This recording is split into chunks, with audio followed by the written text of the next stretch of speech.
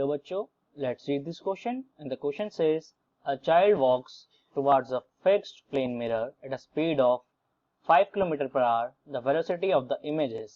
तो बच्चों हमें इस क्वेश्चन में दिया है कि एक जो चाइल्ड है वो एक फिक्स प्लेन मिरर के टुवार्ड्स वॉक करता है with a speed of 5 km per hour. तो उसकी इमेज किस वेलोसिटी से उस मिरर के टुवार्ड्स आएगी.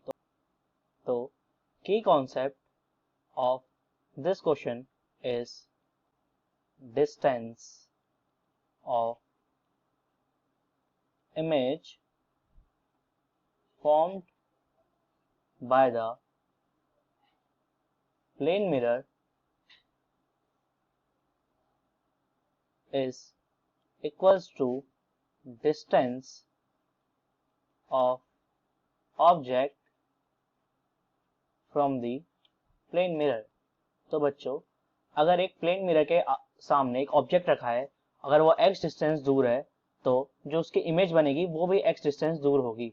यानी कि अगर हम इसको एक डायग्राम से समझे तो लेट अस सपोज ये एक प्लेन मिरर है, यहाँ पे एक ऑब्जेक्ट O रखा है जो कि x डिस्टेंस दूर है, तो उसकी इमेज अगर इस पॉइंट पे बनती है, लेट अस सपोज इस पॉइंट का नाम है I, तो जो डिस्टेंस होगा इसका प्लेन मिरर से वो इक्वल होगा ऑब्जेक्ट डिस्टेंस के बराबर फ्रॉम द प्लेन मिरर. तो ये भी x होगा और ये भी x होगा. अगर ये ऑब्जेक्ट v स्पीड से प्लेन मिरर के टुवार्ड्स मूव करेगा तो जो ये इमेज होगी ये भी v स्पीड से प्लेन मिरर के टुवार्ड्स मूव करेगी. तो अकॉर्डिंग टू दिस कॉन्सेप्ट इस क्वेश्चन में हमें दिया है कि जो चाइल्ड है वो 5 किलोमीटर पर आवर की स्पीड से मूव कर रहा है, तो जो उसकी इमेज होगी वो भी 5 किलोमीटर पर आवर की स्पीड से मिरर के टुवार्ड्स मूव करेगी.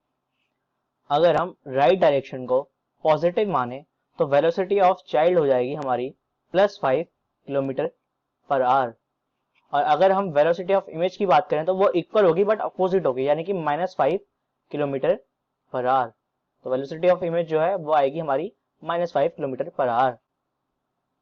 तो option number B is the correct answer. Hence option number B is the correct answer to this question.